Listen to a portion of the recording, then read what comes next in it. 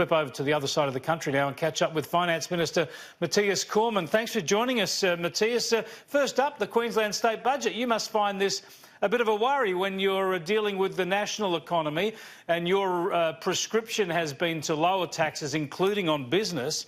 You must be worried that a tax increase like this on the crucial resources sector might actually have the opposite, might actually be an inhibitor on national economic growth. Well, higher taxes, increasing the tax burden on business, weakens our economy and ultimately leaves everyone worse off because it lowers opportunity for business to create more jobs. It lowers the opportunity for people to get ahead. So, yes, I mean, as we've said in the election campaign, we stand for lower taxes, stronger growth, a better opportunity for Australians to get ahead, whereas, of course, Labor is a party of higher taxes and, making our country weaker. Yeah, there's been a lot of debate post-election about what went wrong for the Labor Party, especially their myriad supporters in the media who all thought Labor was sweeping to a victory all along. But surely it's pretty simple. And, I've got to say, I was writing this for months, if not years, before the election. It's very difficult to sell a raft of increased taxes. Now, as a coalition, you've not been immune. You've got into political trouble when you've increased taxes. You must have seen this from a long way out as exactly what the election was going to be about. Your policies of reducing taxes versus Labor's big sweep of increased taxes. Well, we legislated $144 billion worth of income tax cuts last year. We've legislated substantial tax relief for small and medium-sized business. We got rid of the mining tax and the carbon tax. I mean, so we've got a very strong track record when it comes to making decisions to lower the tax burden on the economy. And, of course, right now we are working to deliver on our promise to deliver income tax relief for all working families, which is what the Australian people voted for at the most recent election. And that is because people understood that our agenda would help build a stronger economy with more jobs and better opportunity for Australians to get ahead, whereas the alternative, the high-taxing, anti-business, politics of envy agenda that Labor was prosecuting in the lead-up to the election would have made our country weaker, would have made Australians poorer, would have left all Australians worse off. And people understood that we were facing global economic headwinds. We were facing some downside risks in the domestic economy as it was, and this was the worst possible time to go back to a high-taxing agenda which would have put us in a worse position. Yeah, I suppose there's 2 points about my observation. One is that just the election was much less of a surprise and much simpler to diagnose because it's very difficult to get Australians to actually endorse a big range of increased taxes. But flowing on from that, then you must feel that you've got a clear mandate because the election contest was fought very largely around those two opposite prescriptions for economic growth, the high-taxing one versus the lower-taxing one. So you must feel that you have a mandate for your entire tax reduction package. We do have a very clear mandate. I mean, we took our plan, our whole plan to provide income tax relief to all working Australians to the election, and the Australian people voted in favour of it, gave it their tick of approval. Obviously Labor put forward an alternative, and they heavily criticised what we were putting forward. The Australian people voted against that. So, I mean, this is really an opportunity for Anthony Albanese to show that he has listened and that he's learned the lessons from this election verdict. And, we are putting forward a plan to provide income tax relief for all working Australians, which prioritises low and middle income earners, but which also addresses bracket creep, which is a drag on the economy, which holds the economy back, and which continues to simplify our tax system, which provides a better reward for effort and incentive for all Australians to be the best they can be, because that is good for the economy overall, and stronger growth overall is good for low-income earners. You don't have to run those arguments again. You won the election.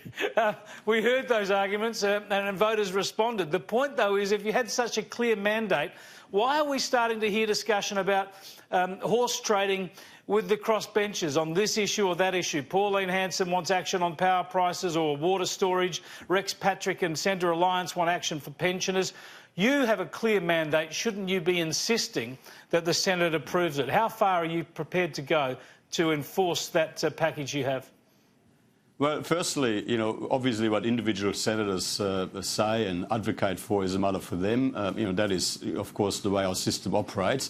What I can say from our point of view is that we absolutely will be putting forward the legislation to deliver on our entire plan for income tax relief in full. There's no chance you'll split off stage 2 and 3? No chance at all? There's absolutely no chance at all that we will split off any part. So you're prepared to see the Senate reject this tax package in its entirety? Well, I mean, you know, people make all sorts of assumptions, and I remember, I mean, I've gone through this debate, precisely the same debate. Sure, we've all seen this movie a few times before. Yeah, sure, and let me just make this point. Like everyone in the media at every press conference that I attended was literally urging me to split the plan and to just deal with stage 1 first, and, you know, given that there was support for that, and leave everything else for later. And of course we didn't do that, and contrary to all of the predictions, the Parliament did vote in favour of our entire income tax relief plan back last year. Now, what we're saying to the Parliament is this.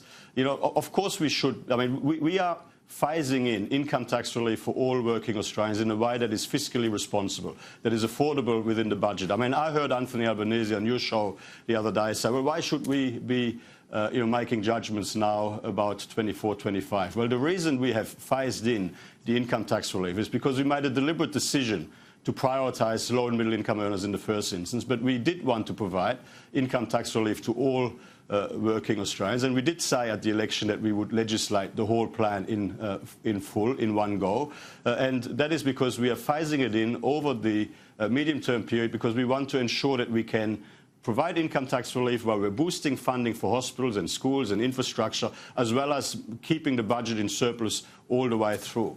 And, you know, I mean, it's easy to play politics with these things, but if you look at the income level, I mean, the income level for the top marginal tax rate, the $180,000 income level for the top marginal tax rate to kick in, that was set in 2008. If that had been indexed by CPI since then and all the way to 2024, 25, that would be a threshold of $254,000 by then. If it had been indexed by the wage price index, it would be a threshold of about $284,000. There's a lot of bracket creep there. Just a couple of other issues I want to get to quickly, Matthias Cormann. One of the key senators in getting that package through will be Senator Rex Patrick, Centre Alliance senator. Now, he's made outlandish claims against the government. He has said that Peter Dutton and his department head Mike Pezzullo hate media scrutiny, and that the AFP raids on Annika Smethurst and the ABC were a deliberate attempt to stymie media scrutiny. Yet he provides no evidence to support that. How can you tolerate a senator making such wildly unsubstantiated claims? Don't they actually undermine confidence in our police system and the separation of powers? Well, I mean, I think his comments were wrong, and I mean, they are uncalled for, and they do imply that somehow there was inappropriate political interference in the decision-making by our police, and that is, of course, not the case. The AFP is an independent agency which makes independent decisions as an independent law enforcement agency, and, of course, there was no political interference of any kind. So from that point of view, those comments are inaccurate, and you know, obviously I would reject them. Does he need to retract them, though? You'll see an interview that I've recorded with him later, and suggest that he needs to provide some evidence if he's going to keep making these claims. He provides no evidence, yet he doesn't resile from them at all. Well, you know, I've made my position clear. I mean, the comments, I disagree with his comments. I mean, he, you know, is a big boy. He can talk for himself. He's going to have to defend his assertions, as all of us have to defend our assertions. But, I mean, it's very, very clear that the AFP has the job of, you know, as a law enforcement agency to enforce our laws. They are acting independently from government, as they must, and as they should and as they must. That is a very important feature of our system, and that is what has happened on this occasion. All right, just to another matter, I want to talk about John Setka. Now, he's been a pretty embarrassing and odious figure for the Labor movement for a long while, and the Labor Party has often had to apologise for him, I suppose. You'd have to give Anthony Albanese credit now, wouldn't you, for moving to expel him from the Labor Party, because he can't do much about removing him as head of the CFMM EU. You know what? Over my 12 years in the Senate, I've made it a habit of not commenting on the internal affairs of other political parties. My focus is on doing my job, which is to deliver much-needed income tax relief for hard-working Australians, which we promised at the election and which our economy needs and which working families around Australia rely on. That is, I will leave the internal matters of the Labor Party and the union movement to them. Oh, come on. Here's a chance to give a bipartisan slap on the back to Anthony Albanese for doing something good for the Labor movement and maybe for Australian democracy. Well, I'm very pleased that I wish Anthony Albanese all the very best as leader of the opposition. OK, thanks very much for joining us, Matthias Cormann.